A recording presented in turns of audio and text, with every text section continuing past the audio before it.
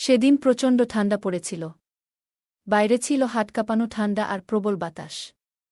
আমার ঘরের জানালা ঠিকমতো বন্ধ হচ্ছিল না, তাই আমার ভাগ্নে এসে বলল, মামি, আমি আজ আপনার ঘরে থাকতে চাই। তার কথা শুনে আমি তাকে আমার বিছানার এক পাশে জায়গা করে দিলাম। রাত গভীর হতে তাপমাত্রা আরও কমতে শুরু করল। হঠাৎ সে বলল, মামি, ঠান্ডায় আর টিকতে পারছি না, আমি আপনার পাশে শোব। আমি কিছু না ভেবে তাকে পাশে জায়গা দিলাম। তারপর মাঝরাতে হঠাৎ সে আমাকে, আমি অর্পিতা। আমি দেখতে অনেক সুন্দর ছিলাম। গায়ের রং ছিল একদমই ফর্সা। নিজের শরীরের অনেক যত্ন নিতাম, তাই আমার তেমন বয়স বোঝা যায় না। আমি সব সময় হালকা পোশাক বা ছোট আকারের পোশাক পরতে অনেক ভালোবাসতাম, যা আমাকে আরও অনেক আকর্ষণীয় করে তুলত। সেদিন আমি শহরের একটি পার্কের পাশে গিয়েছিলাম। পার্কের পার্কিং এলাকায় অনেক ভিড় ছিল। আমি একটু এগিয়ে দেখি, আমার পুরনো বান্ধবী সেখানে দাঁড়িয়ে আছে, আর তার ছেলে পাশে বসে রয়েছে। তার চেহারা দেখে মনে হলো হয়তো সে কোনো দুর্ঘটনার শিকার হয়েছে। আমি তৎক্ষণাৎ তাকে গাড়িতে তুললাম এবং হাসপাতালে নিয়ে গেলাম। তার অবস্থা খুব গুরুতর ছিল। হাসপাতালে পৌঁছে তাকে ভর্তি করালাম। ফর্ম পূরণ করার পর যখন আমি তার ছেলের পাশে বসলাম, তখন সে আমার দিকে তাকিয়ে মৃদু হেসে বলল, আপনি আমাদের জন্য যেন একজন দেবদূত হয়ে এসেছেন। ধন্যবাদ। ছেলেটির বয়স 15 হবে, সে হয়তো তখনও আমাকে চিনতে পারেনি। আমি তাকে বললাম, আমি তোমার মায়ের পুরনো বন্ধু। আমার এই কথা শুনে সে একটু স্বস্তি পেল। এরপর আমি তাদের পাশে থেকে যতটা সম্ভব সাহায্য করার চেষ্টা করলাম। সেদিনের সেই মুহূর্ত আমার জীবনে খুবই স্মরণীয় হয়ে থাকবে। এটা আমাকে আরও একবার মনে করিয়ে দিয়েছে জীবন কতটা অনিশ্চিত, আর সাহায্যের হাত বাড়িয়ে দেওয়া কতটা জরুরি। আমার নাম ঈশান। আমি সেদিন তোমার সঙ্গেই দেখা করতে যাচ্ছিলাম, কিন্তু পথে একটি মর্মান্তিক ঘটনা ঘটে গেল। আমার বান্ধবীর ছেলে বলল, হাসপাতালে পৌঁছে যখন তোমার মায়ের খবর জানতে চাইলাম, তখন তুমি ভয় আর অশ্রুতে ভেঙে পড়েছিলে। আমাকে জড়িয়ে ধরে তুমি কাঁপা গলায় বলেছিলে, মামি, মা তো ঠিক হয়ে যাবেন, তাই না? ডাক্তাররা তোমাকে ভেতরে নিয়ে গেল কেন? মায়ের কিছু হবে না তো? তার এই প্রশ্নগুলো যেন আমার হৃদয়কে বিদ্ধ করছিল। আমি তার মাথায় হাত রেখে বললাম, চিন্তা করো না, আমরা সবাই তোমার মায়ের পাশে আছি। কিছুই হবে না। আমার কথা শুনে সে একটু শান্ত হল। কিছুক্ষণ পর ডাক্তার বাইরে এলেন এবং আমাকে একান্তে তার কেবিনে ডেকে নিলেন। আমি আশঙ্কার সাথে তার কথা শুনছিলাম। ডাক্তার জানালেন তার মায়ের মাথায় আঘাত লেগেছে, আর সেই আঘাতের কারণে তিনি কোমায় চলে গেছেন।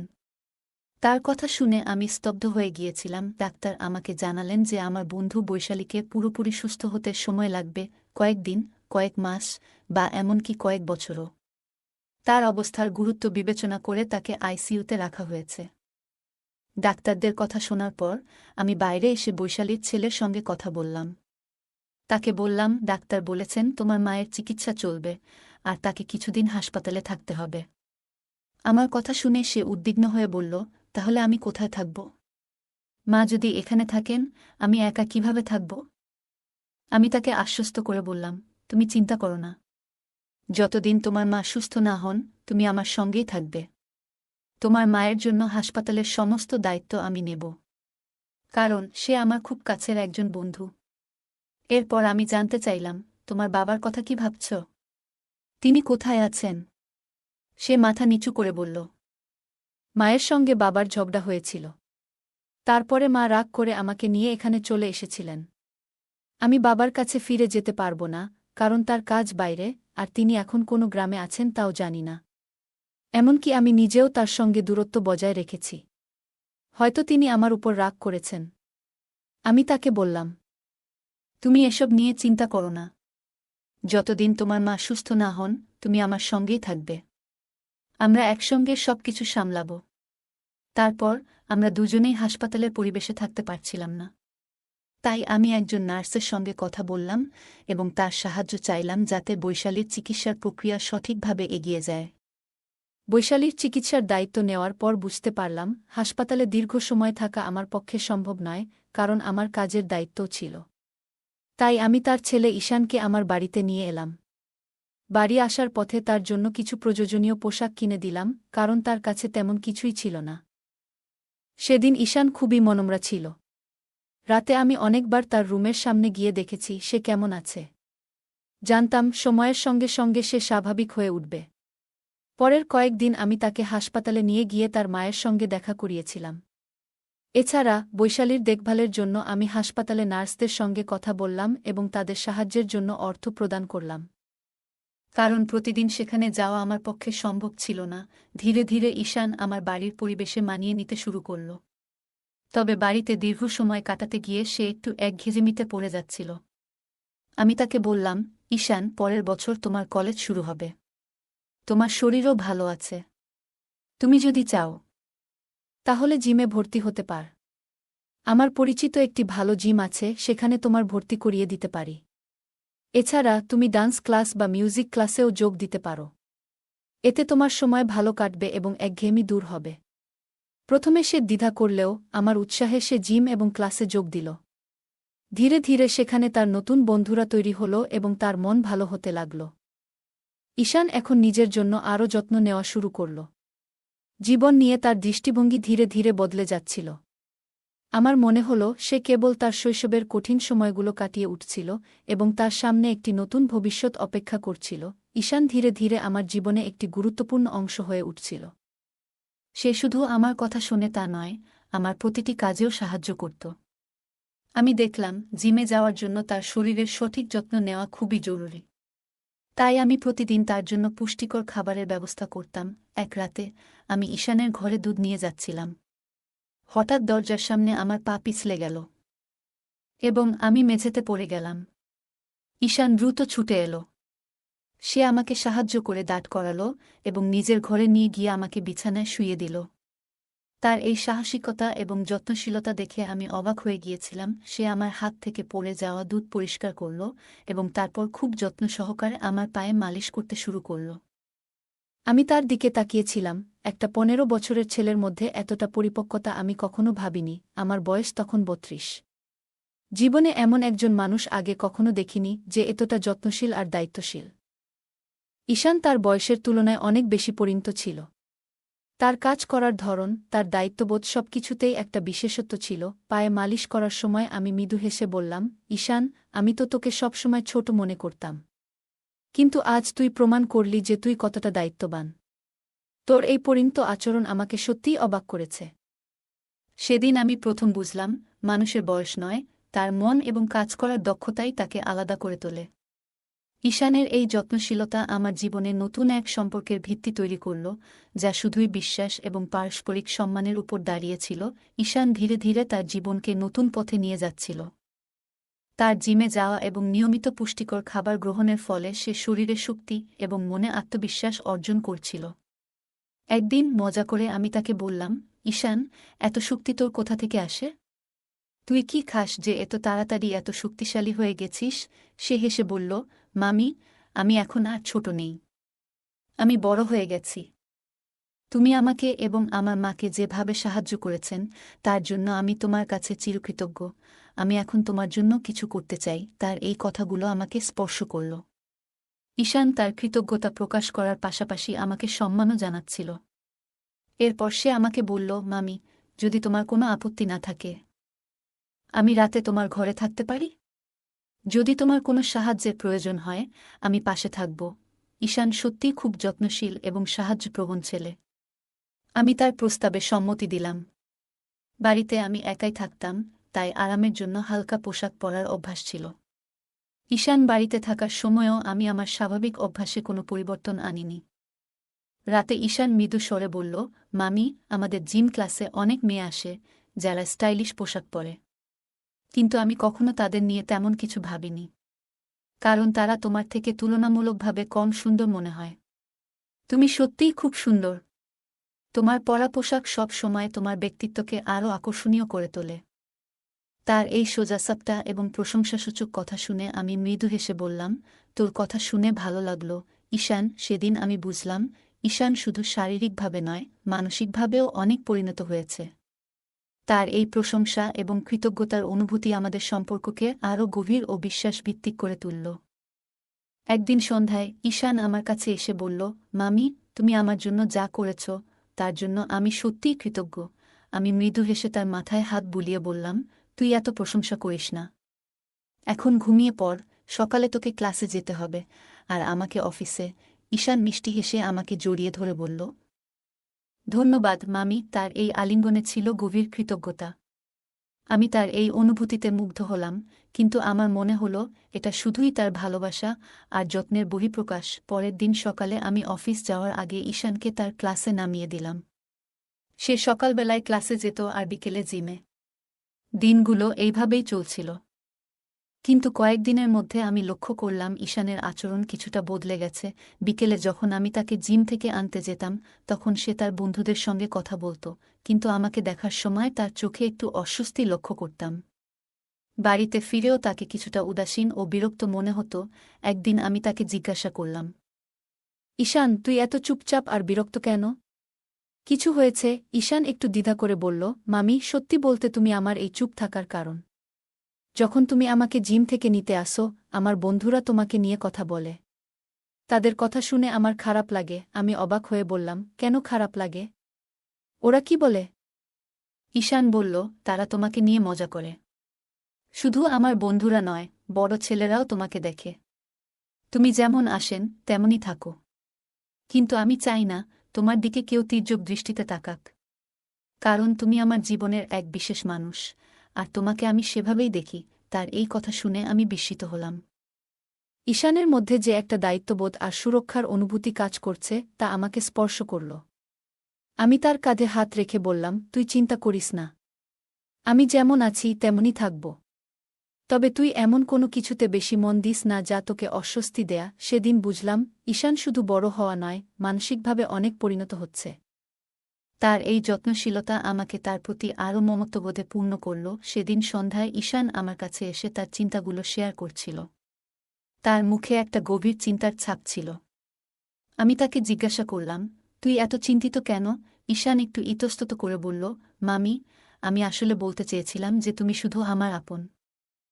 তার এই কথায় আমি একটু হেসে বললাম, এটা তো জানি, কিন্তু তুই এত সিরিয়াস হচ্ছিস কেন? ঈশান লজ্জায় একটু মাথা নিচু করে বলল, আমি আসলে তোমাকে খুব ভালোবাসি, কিন্তু মামি হিসেবে। তুমি আমাকে আর মাকে এত সাহায্য করেছ, সেটা আমি কখনো ভুলতে পারব না। সেদিন রাতে সে আবার আমার ঘরে এসে ঘুমানোর বায়না করল। কিন্তু আগের দিন রাতে তার ঘুমানোর সময়কার অস্থিরতা দেখে আমি তাকে তার নিজের ঘরে ঘুমানোর কথা বললাম। বললাম, তুই নিজের ঘরে ভালো করে ঘুমা। আমি তো পাশের ঘরেই আছি। পরের দিন অফিস থেকে ফিরে আমি ঈশানকে জিম থেকে আনতে গেলাম। আগের দিনের তার কথাগুলো মনে পড়ে গেল। একটু মজা করার জন্য আমি সেদিন একটু ভিন্ন পোশাক পরে গেলাম, যা আগের দিনের পোশাকের চেয়েও একটু ছোট হবে। যখন জিমের বাইরে দাঁড়িয়ে স্কুটির হর্ন বাজাচ্ছিলাম, ঈশান জানালা দিয়ে আমাকে দেখছিল। তার কয়েকজন বন্ধু তখন তার সঙ্গে ছিল। আমি তাকে একটু মজা করার জন্য চমকে দিতে চেয়েছিলাম। কিছুক্ষণ পর ঈশান দৌড়ে এসে আমার পেছনে বসে বলল, মামি, তুমি যা করছো সবই আমার জন্য স্পেশাল। কিন্তু তুমি এমন করে আমাকে আর চমক দিও না। তার এই সরল কথায় আমার মন ভরে গেল। ঈশান ধীরে ধীরে পরিণত হচ্ছিল। তার যত্নশীলতায় আমি প্রতিনিয়ত মুগ্ধ হচ্ছিলাম। এটাই ছিল আমাদের সম্পর্কের গভীর বন্ধন, যেখানে আমরা একে অপরের প্রতি মমতা ও ভালোবাসা দেখাতাম। আমরা তখন বাইকে ছিলাম। আমার মনে হচ্ছিল কিছু একটা অস্বাভাবিক ঘটছে, কিন্তু তেমন গুরুত্ব দেইনি। হঠাৎ সে আরও কাছে এসে আমাকে ধরে বসল। এক হাত রাখল আমার হাঁটুতে আর অন্য হাত কোমরে। আমাদের মধ্যে কোনো দূরত্বই যেন ছিল না, এতটাই ঘনিষ্ঠ হয়ে বসেছিল। সময় গড়িয়ে সন্ধ্যা নামতে শুরু করেছিল। তার এমন আচরণে আমি ভীষণ অস্বস্তি অনুভব করছিলাম। আমি গাড়ি রাস্তার পাশে থামিয়ে তাকে নামতে বললাম। সে নামার পর আমি রাগী গলায় বললাম, তুমি এটা কি করছ? তুমি কি জানো তুমি কিভাবে আমাকে স্পর্শ করছ? সে হেসে বলল, তুমি যদি আমাকে চমকে দিতে পারো, আমি কি একটু মজা করতে পারি না? আমি তো আগেই বলেছিলাম যে জিমে এমন ছোট পোশাক পরে আসো না। কিন্তু তুমি ইচ্ছে করেই আমার সামনে আরও ছোট পোশাক পরে এসেছিলে। তাই আমিও মজা করলাম। আমি হতবাক হয়ে গেলাম। ঈশান কেন এমন করল তা বুঝে উঠতে পারছিলাম না। হয়তো সে আমাকে নিয়ে উদ্বিগ্ন ছিল। জিমের অন্য ছেলেরা আমাকে দেখছে বলে তার এই আচরণ। আমি শান্তভাবে বললাম, ঠিক আছে, মাফ করে দিলাম। তবে এরপর যদি তুমি ভালোভাবে বসো, তাহলে আমি তোমাকে বাড়ি পৌঁছে দেব। ঈশান তখন ক্ষমা চেয়ে আমার সঙ্গে বাড়ি যাওয়ার জন্য রাজি হয়ে গেল। বাড়ি ফেরার পথে তার আচরণ স্বাভাবিক ছিল, ঈশানের আচরণ কিছুদিন ধরে একটু বদলে গিয়েছিল। সে আগে আমার প্রতি খুবই সম্মান দেখাত, তবে হঠাৎ করেই তার চোখে একটা অদ্ভুত পরিবর্তন আমি টের পেয়েছিলাম। মাঝে মাঝে আমি যখন আমার ঘরে কাজ করছিলাম বা তৈরি হচ্ছিলাম, তখন ঈশান কোনো কারণ ছাড়াই ঘরের আশেপাশে ঘুরে বেড়াত। একদিন রাতে আমি যখন নিজের রুমে তৈরি হচ্ছিলাম, তখন হঠাৎ দরজার দিকে চোখ পড়ল। দেখি ঈশান দরজার পাশ থেকে আমাকে দেখছে। আমি সঙ্গে সঙ্গে জিজ্ঞাসা করলাম, তুমি কি করছো এখানে? তুমি কি আমাকে লুকিয়ে দেখছ? সে হেসে বলল, না না, এমন কিছু নয়। মাঝে মাঝে তোমাকে দেখি, এটাতে দোষ কোথায়? এরপর সে বলল, আমি ছোটবেলায় দেখতাম বাবা যখন মায়ের কাছে আসতেন, তখন তাকে ভালোবাসার স্পর্শ দিয়ে চমকে দিতেন। বাবা মায়ের চুলে হাত বুলিয়ে আদর করতেন, এবং সেটা তাদের ভালোবাসার প্রকাশ ছিল। এইসব বলতে বলতে ঈশান আচমকা আমার কাছে এগিয়ে এলো এবং আমার হাত ধরে বলল, তোমার চুল খুব সুন্দর। বাবা মায়ের মতো সম্পর্ক সবাই চায়, তাই না? তার চোখে যেন কিছু অদ্ভুত ভাব ফুটে উঠছিল।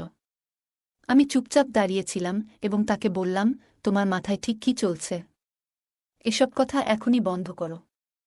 আমি একটু কড়া সুরে বলার পর ঈশান লজ্জিত মুখে সরে গেল এবং বলল, মাফ করো, আমি হয়তো ভুল করেছি। ঈশান আমার হাত ধরে বলল, মামি, তুমি জানো মা বাবার ভালোবাসা দেখে বড় হয়েছি।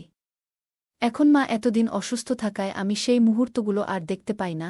আমি তাকে বুঝিয়ে বললাম, তোমার মা ঠিক হয়ে যাবে। সবকিছু আবার আগের মতো হয়ে উঠবে। তুমি ধৈর্য রাখো। পরের দিন রাতে ঈশান এসে বলল, মামি, আজ রাতে খুব ঠান্ডা পড়ছে। আমার ঘরের জানালা ঠিকমতো বন্ধ হচ্ছে না। এমন হলে আমি অসুস্থ হয়ে যাব। আজ রাতে তোমার রুমে থাকতে দাও না। আমি তাকে বললাম, তোমার ঘরের জানালাটা দেখে ঠিক করে দিই, কিন্তু সে আমাকে দেখতেও দিল না। সে জোর করে বলল, আমি তোমার রুমেই ঘুমাবো। ঠান্ডায় কাঁপতে কাঁপতে সে আমার পাশে এসে শুয়ে পড়ল। আমি কিছু বলার আগেই দেখলাম সে আমার কম্বলের ভেতরে ঢুকে গেছে। কম্বলের নিচে তার হাত আমার দিকে এগিয়ে এলো। সে ফিসফিসিয়ে বলল, মামি, তুমি জানো তুমি কত সুন্দর। কিন্তু তোমার জীবনে একটাই অভাব, সেটা হলো সঙ্গ। তুমি এমন একজন মেয়ে যার জীবন একা থাকা উচিত নয়। আমি শান্তভাবে তাকে বললাম, তুমি এখন শুয়ে থাকো, আমি সব কিছু ঠিক রাখব। তবে তোমার এই চিন্তাভাবনা বন্ধ করো। ঈশান হঠাৎ করে আমার দিকে এগিয়ে এসে বলল, তোমার সৌন্দর্য আমাকে মুগ্ধ করে। আমি আর দূরে থাকতে পারছি না।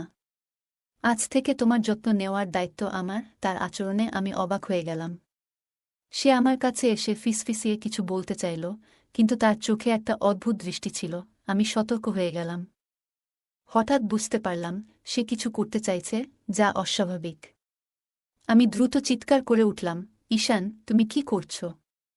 এখান থেকে সরে যাও। আমার আওয়াজে পাশের ঘরে থাকা কুলদীপ উঠে এলো। লাইট জ্বালিয়ে সে পরিস্থিতি বুঝতে পারল। কুলদীপ ছিল ঈশানের বাবা, যার সাথে আমার গোপন সম্পর্ক ছিল। সে আমার পাশের ঘরেই আমার জন্য অপেক্ষা করছিল। কুলদীপ এগিয়ে এসে ঈশানকে বলল, তুমি এভাবে আচরণ করছো কেন? এটা কি ঠিক? ঈশান একটু থেমে বলল, আমি জানি না কেন, কিন্তু আমি নিজের আচরণ নিয়ন্ত্রণ করতে পারছি না। আমি কুলদীপের দিকে তাকিয়ে বললাম, তোমার ছেলের এই আচরণ আমার জন্য খুব অস্বস্তিকর। তুমি তার সাথে কথা বলো এবং বোঝাও যে এই ধরনের আচরণ গ্রহণযোগ্য নয়। কুলদীপ ঈশানকে নিয়ে বাইরে চলে গেল, আর আমি মনে মনে ভাবলাম, এমন পরিস্থিতি যাতে আর না হয় তার জন্য সবাইকে সতর্ক হতে হবে। ঈশান আমার দিকে তেড়ে এলো, কিন্তু তখনই কুলদীপ তাকে ধরে থামিয়ে দিল। ঈশান রাগে বলল, তোমার কথাগুলো শুনে আমি আর চুপ থাকতে পারছি না। তুমি জানো, কিছুদিন আগে আমার হাতে একটা চিঠি এসেছে। সেটা আমার মায়ের লেখা। যখন আমি সেটা পড়লাম, তখন সবকিছু পরিষ্কার হলো। সে থেমে একটু গভীর নিঃশ্বাস নিয়ে বলল, গত কয়েক মাস ধরে মা বাবার মধ্যে অশান্তি চলছিল। শুরুতে আমি কিছুই বুঝতে পারছিলাম না, কিন্তু ধীরে ধীরে জানলাম বাবার জীবনে অন্য একজন নারী এসেছে। সেই কারণেই তাদের সম্পর্ক এতটা খারাপের দিকে গেছে। আমি স্তব্ধ হয়ে তার কথা শুনছিলাম। ঈশান বলল, মাকে জিজ্ঞেস করেছিলাম, কিন্তু মা কখনো বাবার সম্পর্কে খারাপ কিছু বলেনি। একদিন গার্ডেনে মা তোমার সঙ্গে কথা বলেছিল, সেটা আমি শুনেছিলাম। পরে যখন মায়ের অ্যাক্সিডেন্ট হলো, তখন হাসপাতালে থাকা অবস্থায় সেই চিঠিটার কথা জানলাম। আমি জানি তুমি সেই চিঠিটা লুকিয়ে রেখেছিলে। তার চোখে রাগ আর কষ্ট মিশেছিল। সে বলল, তোমার মতো মানুষদের কারণে মানুষ বিশ্বাস হারায়। তুমি কিভাবে অন্যের জীবনে এতটা নষ্টামি করতে পারো? তোমার মতো মানুষ কখনো কারো সত্যিকারের ভালোবাসা পেতে পারে না। আমার মা শেষ পর্যন্ত তোমার মতো একজনের কারণে এই অবস্থায় পড়েছে। আমি হতবাক হয়ে গেলাম, কিছু বলার ভাষা হারিয়ে ফেলেছিলাম। কুলদীপ তাকে শান্ত করার চেষ্টা করছিল। পুরো পরিস্থিতি এতটাই জটিল হয়ে উঠেছিল যে মনে হলো কিছু সম্পর্ক কখনো সহজে মিটমাট করা যায় না। সাম্প্রতিক সময়ে আমার মা এক ধরনের মানসিক অশান্তিতে ভুগছিল। তাকে প্রায়ই একটি ইনজেকশন নিতে দেখা যেত। আমি যখন কারণ জানতে চাইতাম, সে বলতো এটা একটা সাধারণ ক্যালসিয়াম ইনজেকশন। কিন্তু একদিন আমি ডাক্তারকে কথা বলতে শুনে বুঝতে পারি যে বিষয়টা মোটেই সাধারণ নয়। ডাক্তার জানিয়েছিলেন ইনজেকশনের কারণে তার শরীরে একাধিক সমস্যা তৈরি হয়েছে এবং এর ফলেই সে একদিন হঠাৎ করে অচেতন হয়ে পড়ে। সেখান থেকেই শুরু হয় তার আরও বড় সমস্যার পথচলা। এই ঘটনাগুলো আমাকে ভীষণ অবাক করে দেয়। তখন ঈশান বলে উঠল, আমার মা এতদিন ধরে যে সমস্যার মধ্যে দিয়ে যাচ্ছিলেন তার মূল কারণ তুমি। তুমি তাকে এমন এক ভুল পথে নিয়ে গেছ যেখান থেকে সে আর ফিরে আসতে পারেনি। এই হাই ডোজ ইনজেকশনই তাকে শেষ পর্যন্ত কোমায় পাঠিয়েছে। আমি চুপচাপ দাঁড়িয়েছিলাম। সত্যি বলতে